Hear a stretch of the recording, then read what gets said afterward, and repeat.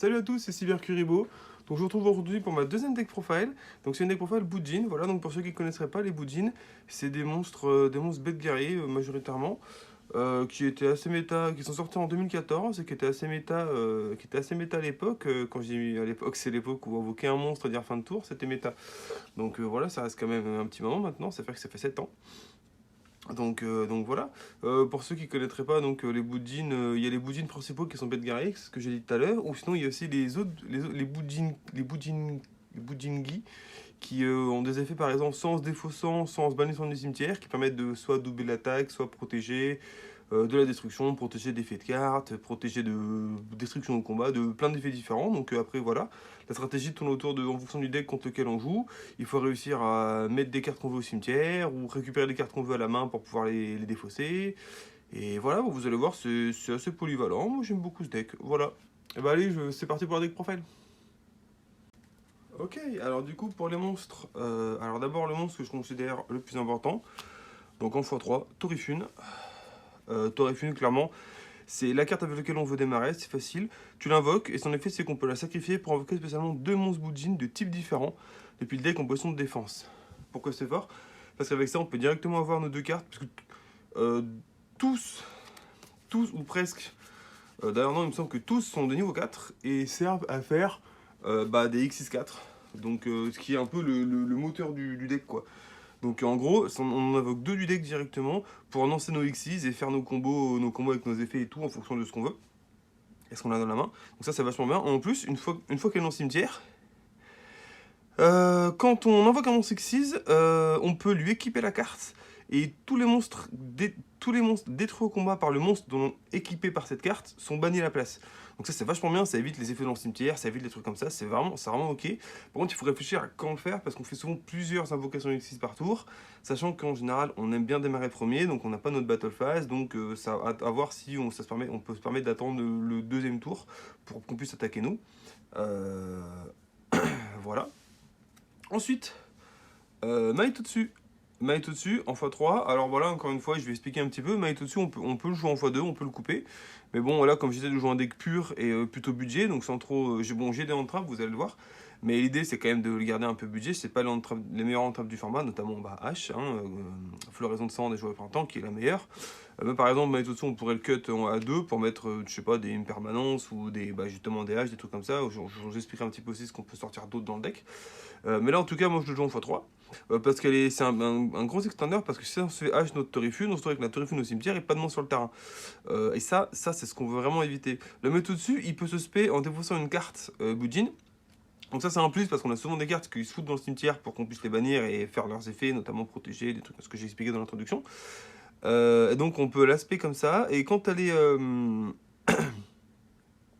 sur le terrain, elle a un autre effet, enfin elle a deux effets possibles, mais on peut en choisir qu'un seul par tour.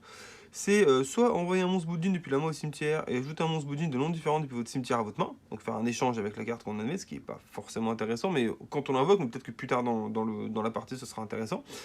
Et ou alors bannissez un monstre Boudin du cimetière, envoie un autre monstre Boudin de mon deck au cimetière. Donc ça c'est par exemple si on n'a pas ce qu'il faut dans la main, on peut recycler pour envoyer un monstre intéressant dans le cimetière. Puis en plus ça nous permet de bannir un monstre. Vous allez voir qu'il y a certains monstres dans notre main qui peuvent se trigger quand on bannit des cartes. Donc c'est vraiment une très bonne carte. Ensuite, la grue en x3. Donc la grue c'est facile, elle se défausse de la main pour doubler l'attaque d'origine d'un des monstres. Donc l'attaque d'origine c'est bien, mais c'est pas toujours bien parce que l'idée c'est qu'on veut essayer d'avoir la plus haute attaque possible. C'est assez facile de monter un peu comme comme une utopie, de monter assez très très fort dans les attaques. Parce qu'on peut doubler avec avec le gru. En général, on va dire, nos X6 ont à peu près 2005 en moyenne d'attaque, donc ça remonte à 5000. Puis il y a une autre carte qui met encore de doubler, donc pour monter à 10 000. Donc ça fait des bons gros OTK. C'est pour ça qu'on l'avait en x3 et c'est assez fort.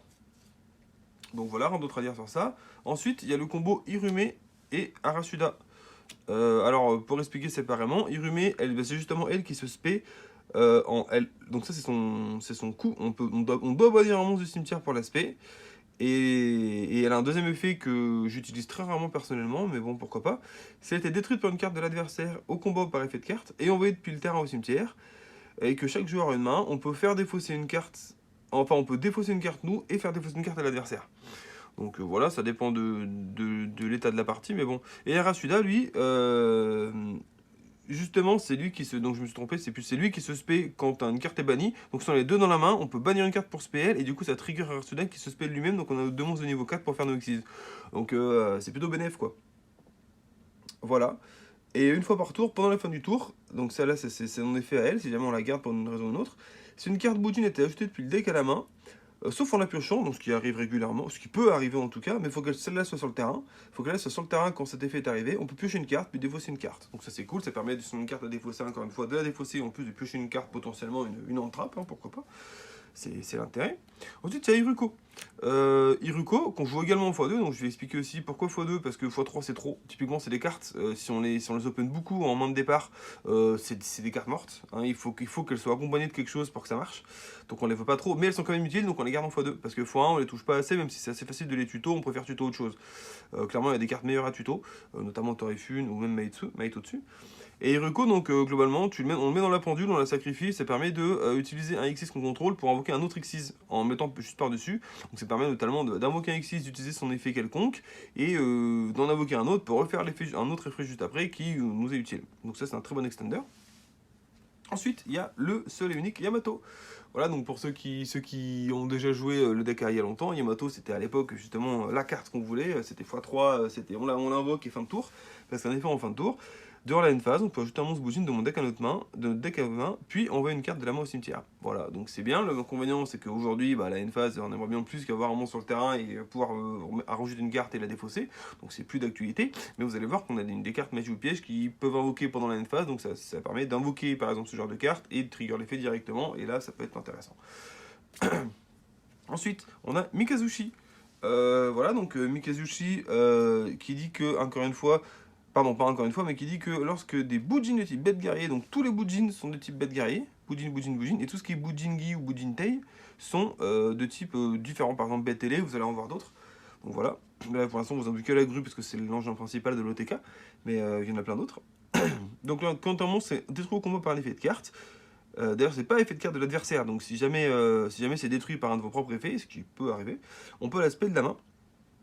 Et pendant la end phase, si plusieurs monstres Boujin ont été envoyés au cimetière, envoyés depuis votre main à votre cimetière, tant qu'on contrôle cette carte, donc un peu comme Arasuda, il faut la contrôler pour que l'effet passe, on peut ajouter une carte magie ou piège Boujin du deck à la main. Donc ça c'est cool. Et pourquoi x1 ? Parce qu'on peut en contrôler qu'un par tour, et puis que c'est clairement l'effet en général, c'est on la veut pas en deux quoi. C'est pas assez fort pour la vouloir en deux, ça permet de récupérer des cartes si ça le permet, mais la plupart du temps on s'en sert souvent comme d'une discard, comme d'une défausse ou de la bannière des cimetières pour faire d'autres trucs, parce que c'est assez particulier à utiliser comme effet. Ensuite il y a tous les monstres qui se bannissent du cimetière, donc Quillin, Tortue et le lièvre. Donc le Quillin qui se bannit du cimetière pour cibler une carte force recto et la détruire de l'adversaire. La Tortue qui, elle, en effet rapide, qui se bannit pour annuler un effet qui cible un monstre Boujin. Et le lièvre qui se bannit pour protéger un monstre Boujin de type bête guerrier de destruction par combat ou par effet de carte une fois par tour. Une fois ce tour. Voilà, donc c'est à utiliser stratégiquement. Donc ça typiquement c'est des cartes qui, comme Maito dessus, peuvent s'enlever. Même celle-là, Mikazushi, en soi, on peut l'enlever pour mettre des hand traps, ça sera peut-être mieux. C'est même très probablement mieux. Et celle-là, on peut soit en enlever, soit en mettre plus, parce que finalement, on n'a pas beaucoup de cartes à mettre au cimetière. Donc, une fois qu'elles sont bannies, si on pourra les récupérer, mais vous allez voir. Voilà. Ensuite, on passe au hand trap, donc 2 Veiler, toujours utile. Et ça coûte pas cher. La Ghost Bell. Bon là c'est un petit peu plus cher quand même, mais je les avais déjà, donc moi je me suis permis de les mettre, mais c'est sûr que les haches ça aurait été tout de suite mieux. On peut par exemple, après c'est très ok, hein, mais même le Veiler c'est très ok, on peut par exemple enlever ça pour mettre 3 Veilers, ça peut être intéressant, mais moi j'aime bien garder mes decks purs, en gardant le plus de monstres possible, et l'ange de loyauté, voilà, donc ce deck, hein, c'est ça qui permet aussi de faire le TK, ça double, donc on la défausse de la main, et chaque fois qu'un monstre lumière qu'on contrôle le combat, il gagne une attaque égale à l'attaque du monstre de votre adversaire. Donc c'est pas mal, hein, ça permet de protéger vos monstres, enfin, pas protéger, mais ça permet au moins d'être sûr qu'ils soient gagnants du combat. Et pourquoi pas faire le TK, parce que du coup on double l'attaque d'origine et plus on gagne l'attaque du monstre, il suffit que l'attaque du monstre en face il ait une grosse attaque, et voilà quoi, ça peut faire la diff. Voilà. Donc voilà pour les monstres. Donc maintenant on va passer aux magies. Donc pour les magies, voilà, ça va être beaucoup plus simple. Donc la carte principale que j'utilise dans ce deck, c'est la formation de feu Tenki, parce qu'elle permet de récupérer n'importe quel monstre bête guerrier, et que tous les monstres qui lancent des combos sont des monstres de type bête guerrier. Donc c'était une carte qui nous servait vraiment beaucoup, parce qu'on avait vraiment le choix entre ce qu'on voulait pour être sûr de pouvoir bien faire nos combos. Et comme elle est passée en un exemplaire, clairement le deck il a pas trop kiffé. Mais bon, il faut faire avec, hein, en espérant qu'elle revienne un jour. Si jamais les Tribugrades font un CNRF et qu'on récupère notre formation feu, parce que bon, c'était quand même un bon extender pour la plupart des decks un peu rogue. Et là, bon, bah, ça fait un peu chier quand même. Ensuite, on a budget incarnation. Donc budget incarnation, c'est si l'adversaire est le seul à contrôler un monstre, on peut cibler un monstre budget dans le cimetière et un monstre budget banni, les invoquer SP, et on peut pas s'en servir pour faire un exis, sauf pour un exis de type bête guerrier ou bête ailé, ce qui tombe bien parce que c'est ce qu'on a quasiment tout le temps. Donc c'est une carte qui permet de comeback, notamment si on se fait stopper dans le combo, qu'on se retrouve avec plus rien sur le terrain, ce qui peut arriver relativement souvent. Et on a l'exemplaire parce que bah franchement typiquement elle est utile une fois quoi, et puis après bah on va pas trop l'avoir trop souvent dans la main quoi.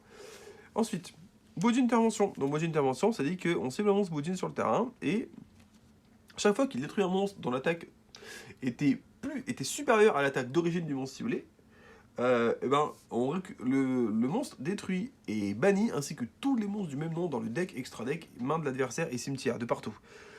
Et en fait, du coup, c'est assez fort, comme nous on a des effets de cartes qui permettent d'augmenter l'attaque pendant la battle phase, ou même pas forcément que pendant la battle phase. Ça fait qu'on cible un monstre qui a moins d'attaque qu'un autre monstre. J'en sais rien, par exemple, là l'exemple qui vient en tête, c'est un dragon blanc aux yeux bleus qui a 3000. On prend le dragon blanc, et on le détruit au combat, et avec ça, on bannit tous les dragons blancs, et c'est bien bannissez tous les monstres du même nom, donc c'est pas les mêmes noms d'origine. Donc si c'est un dragon blanc, par exemple, tous les monstres qui s'appellent dragon blanc dans le cimetière, bah ils dégagent tous aussi. Voilà, donc c'est vraiment un bon plus. Mais en un, parce qu'on n'avait pas non plus trop souvent, bah, encore une fois. Boudjin connaissance. Alors, les monstres Boudjin bête guerrier que vous contrôlez ne peuvent pas être détruits par les effets de carte de votre adversaire, sauf durant la battle phase. Donc à la limite, c'est pas très grave, parce que ça, on peut le protéger. Une fois par tour, vous pouvez envoyer un monstre Boudjin depuis votre main ou terrain, face recto au cimetière, puis cibler une carte par recto contrôlée par l'adversaire et annuler ses effets. Donc ça permet de, en go seconde de bloquer potentiellement une carte face recto. Comme par exemple, j'en sais rien, une Appaloosa, ça peut être intéressant. Ensuite, et surtout l'effet intéressant, pardon, c'est durant la end phase, on peut envoyer cette carte face recto depuis le terrain au cimetière et cibler un monstre Boudjin dans le cimetière et l'invoquer spécialement. Et c'est là que je vous disais, par exemple, on l'envoie face recto, on récupère un Yamato ou un Rasuda qui a un effet en end phase, et ça permet de trigger directement l'effet en end phase sans se sentir obligé de laisser Yamato sur le terrain alors qu'on voulait faire un X6 avant. Là, on peut faire la X6, détacher Yamato dans le cimetière, mettre ça et du coup pouvoir spay Yamato du cimetière. Donc moi je la joue en x1, je pense honnêtement que la jouer en x2 c'est pas forcément stupide, mais bon après ça, je suis plus à 40 cartes, je suis à 41, ça m'embête, et franchement il y a des meilleures cartes à mettre quand même. Donc moi je la joue en x1, mais c'est tout à fait possible de la jouer en x2. Un appelé par la tombe, hein, parce qu'on n'aime pas se prendre des haches, typiquement le deck il est assez sensible à une trap, comme un peu comme tous les decks crocs, hein, de crocs sans appeler par la tombe, pour moi c'est pas une bonne idée quoi. Un foolish, parce qu'on aime bien avoir des cartes envoyées du deck au cimetière. Voilà, donc ça c'est pareil. En soi, on n'a pas tant de cartes que ça à mettre au cimetière. Mais je crois qu'on en a 4 au total, mais ça peut toujours être intéressant. Et ça, c'est une carte qui peut se remplacer par une autre. Par exemple, une autre on-trap plus forte. Encore une fois, une hache, un imperme, avec le mate au-dessus qui s'en va, et pourquoi pas le Mikazushi, ça nous fait 3 spots pour mettre une on-trap. Voilà, ça c'est des cartes qui peuvent se changer par exemple. Ou même une deuxième bouge incandescence, pourquoi pas. Et ensuite, 2 importations X6. Une importation X6 qui dit que cible un monstre de l'adversaire et on peut l'attacher à un de nos monstres, X6 comme matériel. Donc ça très fort, ça part sur la normale summon de l'adversaire, j'en sais rien, une normale summon quelque chose, on l'attache directement avant qu'il puisse invoquer des effets. À part si c'est un effet rapide comme pour Ray, ça Ray c'est un peu embêtant. Mais par contre, on peut sur un link avec Trigger, ça doit marcher. Parce qu'il n'y a pas de raison, je pense que ça ne trigger pas, je ne sais pas du tout comment ça marche le running, mais je pense pas que ça trigger puisqu'il quitte pas le terrain. Il est attaché en tant que matériel, donc je pense pas que ça trigger l'effet de Ray de le ramener du cimetière. Donc je sais pas du tout, mais en tout cas ça a marché, mais j'ai pensé à l'exemple comme ça, donc ça peut être intéressant de se renseigner. Voilà, et donc c'est tout pour les magies. Et maintenant pour finir pour les pièges, alors pour les pièges ça va être très rapide, hein, parce qu'on n'a pas de pièges Boudjin à proprement parler. Il en existe, pas beaucoup, et ils sont vraiment pas fous. Donc voilà, globalement, 3 jugements, 2 assauts solennels, 1. Ça permet de couper les effets de l'adversaire. C'est des cartes qui sont toujours utiles, de toute façon. Nous, nos points de vie, on s'en fout un petit peu parce que nous, on vise l'OTK. Donc, de toute façon, si l'OTK passe pas, on sera toujours un peu dans la sauce au deuxième tour. Surtout contre des decks un peu méta ou même pas forcément. Ça, qui dégagent facilement nos monstres. Voilà. Donc, ça, je pense que c'est très bien. C'est très bien pour bloquer l'adversaire. Voilà, c'est tout pour les pièges. Et pour finir, donc l'extra deck qui est carrément le plus intéressant, on va pas se mentir. Donc pour l'extra deck, qu'est-ce qu'on a? On a Susanoo, je l'ai mis en x3, qui peut se cut en x2, mais en jouant beaucoup le deck, je me suis rendu compte qu'on s'en servait quand même vachement beaucoup, et qu'il y a des fois où l'avoir en x3, ça m'aurait bien aidé. Étant donné que mon extra deck n'est pas à 15, vous allez voir, de toute façon, je vais expliquer pourquoi, et je vais expliquer ce qu'on pourra mettre en potentiel. Je me suis permis d'en mettre un troisième. Et je trouve, après avoir joué à 3, je trouve que c'est vraiment pas mal. Donc, qu'est-ce qu'il fait ce Susanoo? Il peut attaquer une fois chacun des monstres contrôlés par l'adversaire. Donc ça, c'est globalement le monstre qui vous sert à faire l'OTK, parce qu'on lui double son attaque, on lui quadruple, il monte à 8000, peu importe. Et il peut attaquer tous les monstres. Donc, et voilà quoi, un monstre qui a double attaque d'origine, c'est jusqu'à la fin du tour. Et non, c'est durant le calcul des dommages. Durant le calcul des dommages d'ailleurs, donc je dis des bêtises. Mais en tout cas, il peut quand même attaquer tous les monstres, donc c'est quand même non négligeable dans tous les cas. Ensuite, et le deuxième effet qui est très intéressant, on peut détacher un matériel, choisir un monstre boudine depuis le deck, et ajoutez-le à la main ou envoyer-le au cimetière. Donc c'est vraiment, en fonction de ce qu'on veut, ça nous permet de récupérer la grue justement qui double attaque, ou d'envoyer au cimetière un autre truc qui détruit des cartes face recto, qui nous pose problème, ou quelque chose comme ça. Vraiment, c'est la carte principale qui permet de faire ce qu'on veut dans le deck, quoi. C'est vraiment fort, c'est pour ça que j'aime aussi le jouer en x3. Ensuite, le Bujintei Tsukuyomi. Donc, une fois par tour, on peut détacher un matériel de la carte, envoyer toute la main au cimetière, donc il faut au moins avoir une carte de la main pour pouvoir faire ça, piocher 2 cartes. Donc voilà, donc ça c'est si on a une carte qui est utile dans le cimetière, on peut la sortir.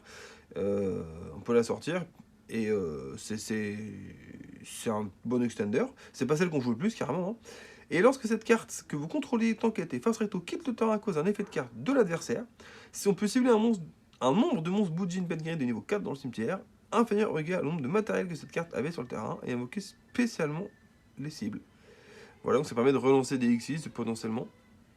Voilà, je sais pas pourquoi je l'enlève, mais... Ensuite, un matériel dessus. Donc un matériel dessus, hein. Alors ce que c'est, il faut faire attention, il faut 3 monstres de niveau 4 pour l'invoquer, donc c'est un peu plus compliqué, parce qu'on joue souvent, nos combos souvent avec 2 monstres. Donc une fois par tour, du retour de chaque joueur, pour détacher un matériel de cette carte et appliquer l'un des effets selon le tour. Donc si c'est votre tour, vous pouvez cibler un des monstres niveau 4 banni, max niveau 4 banni, et l'invoquer spé sur la cible, l'invoquer spé sur le terrain, pardon. Ou pendant le tour de l'adversaire, cibler un de vos monstres max de niveau 4 banni et l'ajouter à la main. Donc ça, l'ajouter à la main, c'est pour... potentiellement, on peut même faire les deux. Hein. On peut détacher pendant le tour pour invoquer spé sur notre terrain, et pendant ce tour de l'adversaire, détacher pour récupérer notre main pour le prochain tour, si on sent que si ça sent un peu le caca, quelque chose comme ça. Donc pas mauvaise. Bujintei, le Kagutsushi. Donc Kagutsushi, lorsqu'elle est invoquée par Xyz, envoyez les 5 cartes du dessus de votre deck au cimetière. Et cette carte gagne 100 d'attaque pour chaque carte Boudin envoyée au cimetière. Donc monstre, magie, bon piège, il n'y en a pas, mais voilà.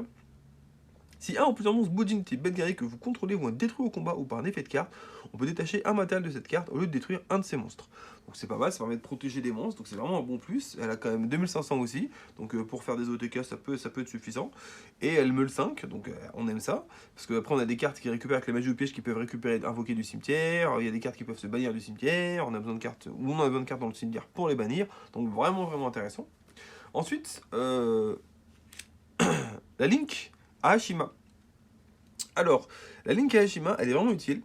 On peut utiliser ces effets qu'une fois par tour. Hein. Donc une fois par tour, c'est l'invoquer par lien pour invoquer spécialement 2 monstres de même niveau, un depuis la main et un depuis le cimetière.